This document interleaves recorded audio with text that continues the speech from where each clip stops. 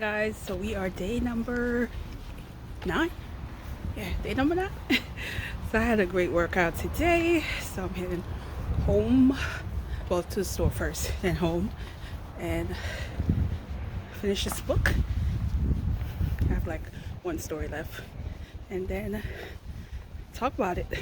See y'all in a few.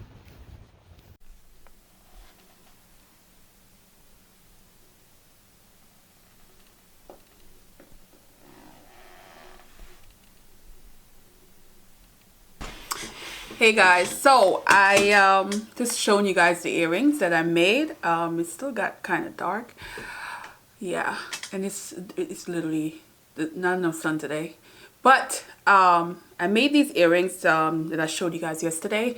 So pretty much give you like a close-up.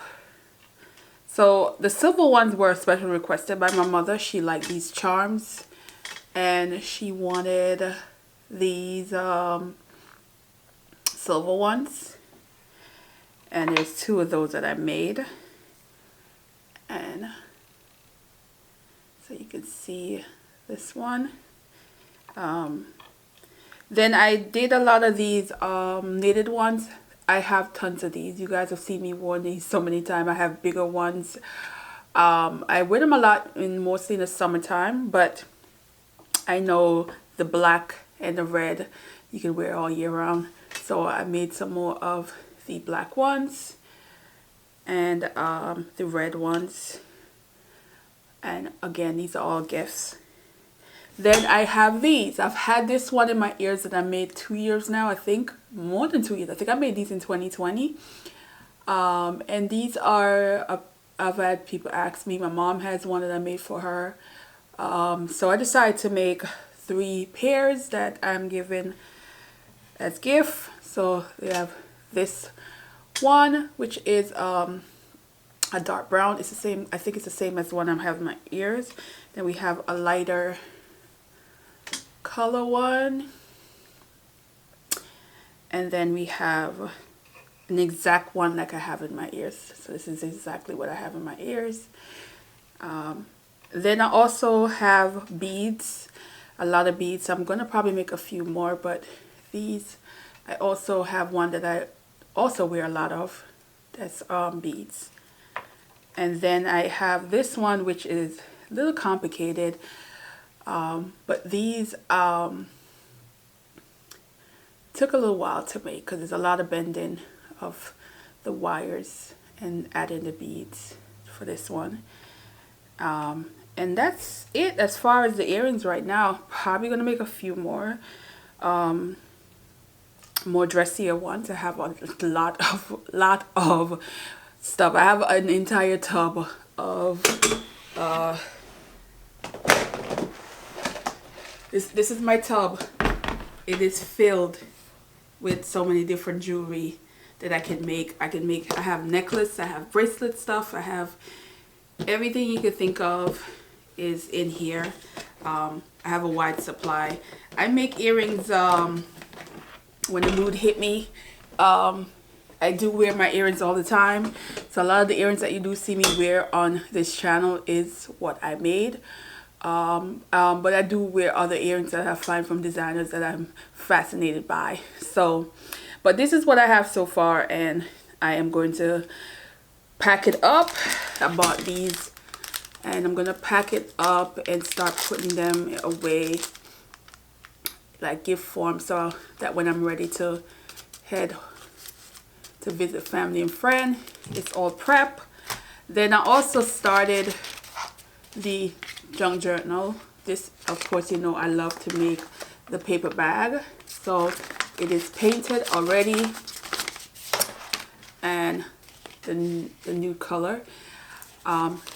I have so many ideas in my head of making it, because I want all my junk journal to be have something different, so somebody can have something different that the other person doesn't have. So I'm trying to come up with stuff that I want to add inside as well as outside, that I have creative idea. And the thing about junk journal is you can make mistake and it turned out to be actually good.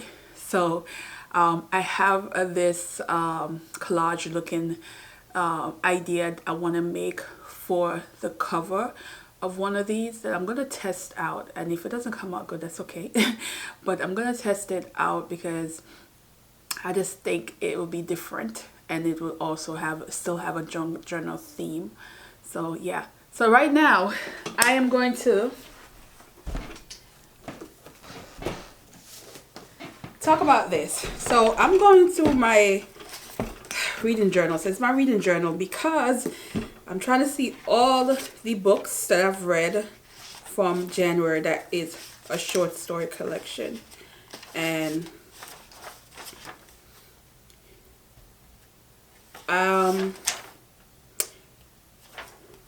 I think I only read 5 this year. I think. Now that I think about it.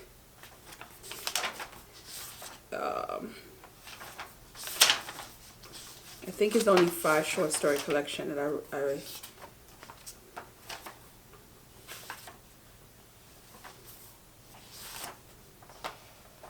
yes. 1.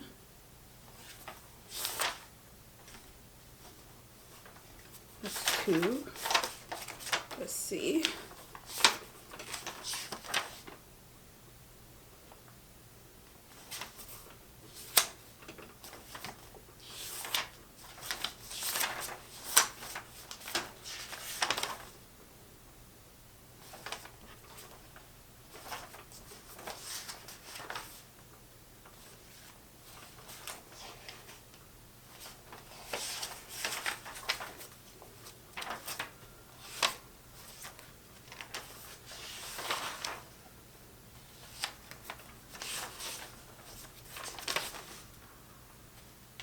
Yep, that's it. All right, so I have all of them. So let's talk about some short stories. So we're gonna go on the other side. Hey guys, so today we're gonna be talking more about short stories. So I finished this, Stories from Tenants Downstairs, Sadiq Fofana, and I enjoyed this. However, I will be critical of saying it felt very real and very like stories we've all heard before. It's just a different take on it. These are people living in a Harlem apartment that is not in the best shape, but they are struggling to pay their rent. Some are working in the community that is they're seeing the unfortunate instance of where you have a community where the school system is very just awful.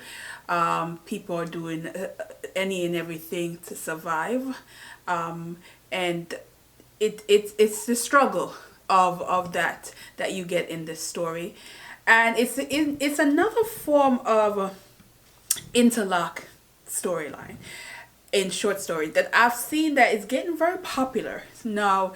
In terms of short story used to be where all the story might have a theme, but they are completely different characters in each story, not related at all. But in this one, it gives you the same thing that you would get in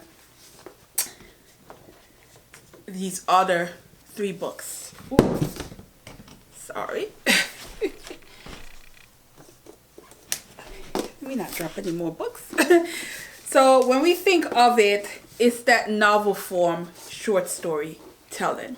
So now this one, then you have Jollof Rice and other revolutions which I just reviewed recently, and then you have Pleasant View, which is considered a novel, but it's a short story collection that was turned into a novel. So each chapter is a different character, similar to these, or characters that interlock with an event, a situation. This is where you have this. So it flows that way. And these are all given that same feel, but this one, I believe, was crafted the most I would say more original and crafted in a way that it flows perfectly, and you will enjoy this one because how the stories are told and how the chapters flow and made sense. This one, which I talked about earlier in one of the videos that I've done recently, this one, the flow was where I had an issue with. The stories all are the same, connected, telling a story, giving you different aspect of multiple characters, but particularly one has more shine in this. But the way it flowed, that it wasn't perfect. It needed a little bit more tweaking. That this one, you know, knocked it out. And then this one felt more short story. This felt more short story because each chapter is a different character, completely different character, but they all live in the same housing situation. They all affected by the same things from the community, and how they cross paths is there will be a situation where they're in a household and you have two different characters that were talked about in that particular household. So there's where the cross paths come through, but ultimately there's a theme that made sense in this one that worked, but it's very much felt very real. So I like this new idea of authors doing these interlock storyline that feels more like a novel, versus say a actual short story collection. Now the other two, one,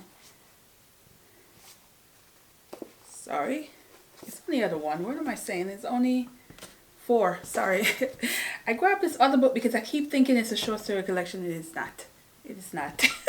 All right. And then we have this one, Going to Meet the Man. And this one is straight up a short story collection. But it has a theme. It is the 60s. It is dealing with what was happening in the 16th country. We're talking about racial issues and injustice and trying to survive in as a black person in this. I love his writing style. I mean, James Baldwin do know how to get you and to grip you. The story that's the title for this book is probably the most gripping story of all the short stories in this. That book, that particular story will have you in your feelings because of how the story is told and the things that's happening that surrounds that story, which I don't want to give away.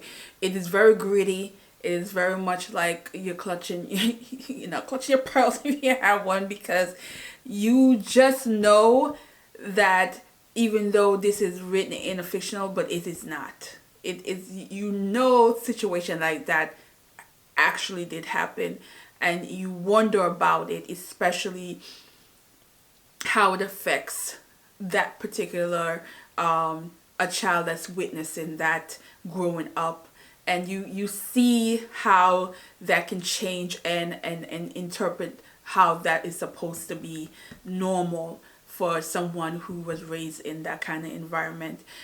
So it's a touching one. It's a very powerful short story, and it's one of my favorite. I've read 2 James Baldwin this year. The other one is actually a novel which I absolutely love. That was like my aha for my realization how much I love James Baldwin. I am absolutely a fan.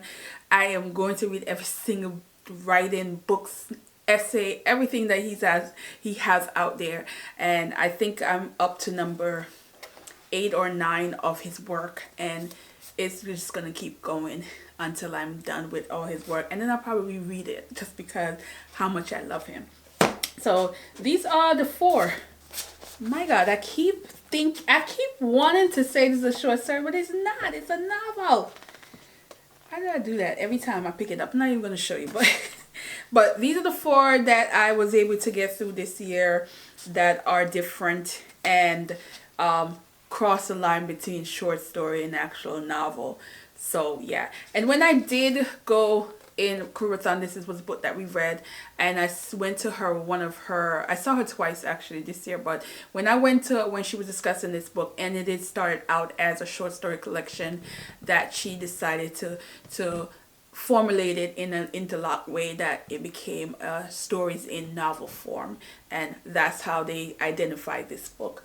So just so you know, if you put it in as short story, it might not pop up, but if you put it in as a novel, it will, because it does identify it as a novel in story form, and which is what this is actually too. So yeah, all right, I'm going to end this here, and